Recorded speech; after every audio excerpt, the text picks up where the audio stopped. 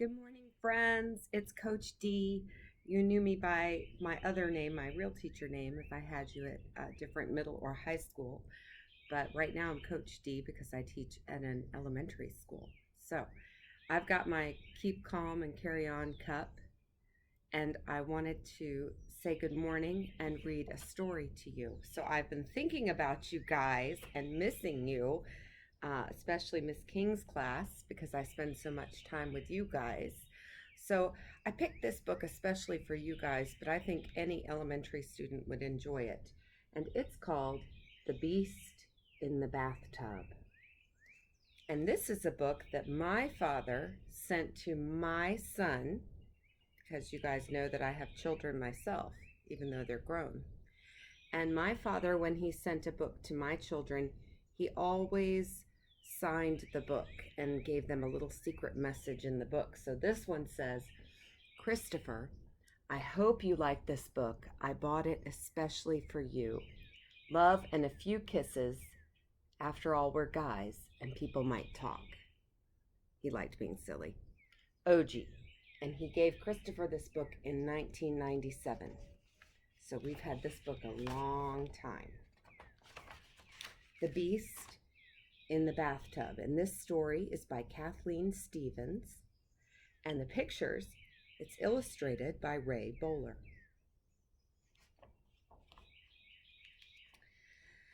Louis skidded down the stairs and into the living room. I can't take a bath, he announced. There's a beast in the bathtub.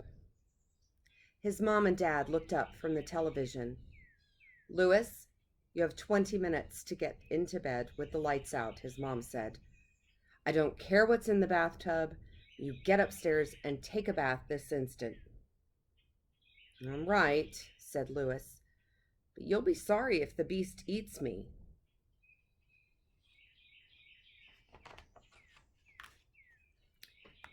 He went back upstairs and into the bathroom.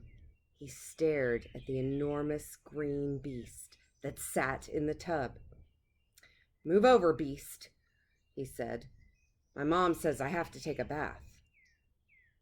It was a tight fit, but Louis squeezed between the beast's front claws, and the beast propped his scaly jaw on Louis' head. The only problem then was that Louis couldn't reach the back of his neck.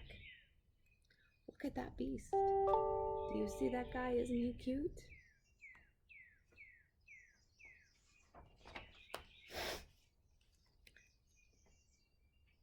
Beast, said Louis, would you scrub my neck?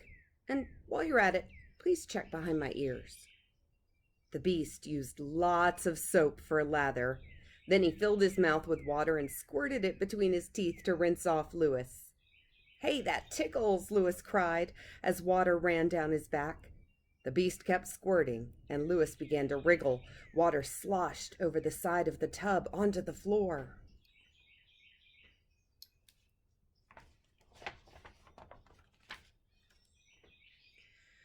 Louis jumped out, filled a glass with cold water, and tossed it at the beast. Got you, he said. The beast grinned a toothy grin and slapped his tail. Water sprayed the walls, the sink, the floor, and Louis. Not fair, Louis cried. I just even things up. Louis, his father called. What's going on up there? Uh-oh, Louis said to the beast. He stuck his head out of the bathroom door. I spilled some water, he called, but don't worry, I'm wiping it up. Louis and the beast mopped the floor with towels. Then Louis put on his cowboy pajamas and brushed his teeth. The beast didn't wear pajamas. He didn't brush his teeth either. It's not bad being a beast, Louis thought. Let's get a snack, he suggested. His mom and dad were still watching television. Louis pretended he and the beast were cattle rustlers, trying to sneak by the sheriff and his deputy. They edged past the living room door to the kitchen, and Louis made off with 2 apples. Who do you think the other apple's for? One for Louis and one for... Oh, the beast. Of course. He's getting a snack for the beast. I think he and the beast have become friends. What do you think? Easy, old pal, he whispered to the beast as they tiptoed back upstairs. The sheriff and deputy didn't hear a thing. Louis ate his apple and tossed the core into the waste paper basket. The beast ate his apple, core and all.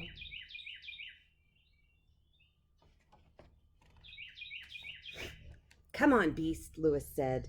Let's have a pillow fight. He grabbed one pillow off his bed and hit the beast with it.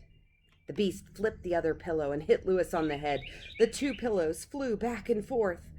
Crash! The beast missed Louis and hit a can of marbles instead. The marbles bounced to the floor and rolled in every direction. Uh-oh, I think that's going to make a lot of noise. I think also Louis's PJs are coming down a little bit. He'll have to pull them up. The beast is so big, isn't he? For heaven's sake, Louis! It was his mom calling this time. What's going on? The marbles fell over, Louis answered, but I'm picking them up. Hurry up then and get into bed. Daddy and I will be up in 5 minutes to kiss you goodnight. The beast swept the marbles together with his forked tail while Louis picked them up. Look at that sweet beast. What a helper. Are you a helper? Are you being a helper this week at home? I hope so. I want to hear your stories when I see you again about how you're being helpers. That's it, Louis said. We got them all. He put the can back on the shelf, then knelt down by the bed to say his prayers. God bless Mom. God bless Dad. God bless Grandpa and Grandma. Louis peeked through his laced fingers. The beast was watching him. And please, God, Louis added, bless the beast. Aw, he said a little prayer for the beast, because the beast is now his friend, right? The beast rubbed his scaly jaw on Louis's shoulder. Louis offered to share his bed, but the beast had other plans. He crawled into the darkness under Louis' bed. Louis pulled the blanket up to his chin and waited. So I think the beast likes to sleep under the bed. I have a little dog, and sometimes she likes to sleep under the bed. I think sometimes creatures like to go under things and feel like they're in a little den, all snug and safe. Do you think? Soon he heard his parents on the stairs. How nice to find you ready, his mom said. She turned off the bedside lamp while his dad turned on the nightlight. Then they both kissed him goodnight. Said his mom, you smell all clean from your bath, Louis.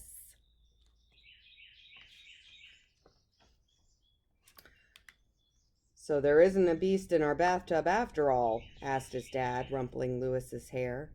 Of course not, Louis replied. Well, that's a relief. Good night, son. Sleep well, Louis, added his mother. But Louis said there's not a beast in the bathtub. What do you think he meant? Louis listened as their footsteps echoed down the hallway.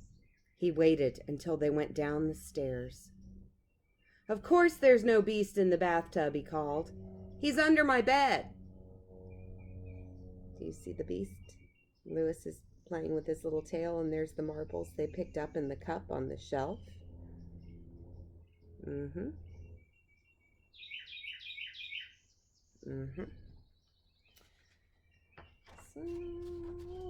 that is our story for today. The Beast in the Bathtub. Wasn't that a good one? I like making believe. Maybe you guys can do some make-believe today and make believe some friends in your bathtub or shower or bedroom or living room or wherever you are today. And I hope you get outside today to do a little bit of exercise. All right, until tomorrow. Take care, gang. Bye.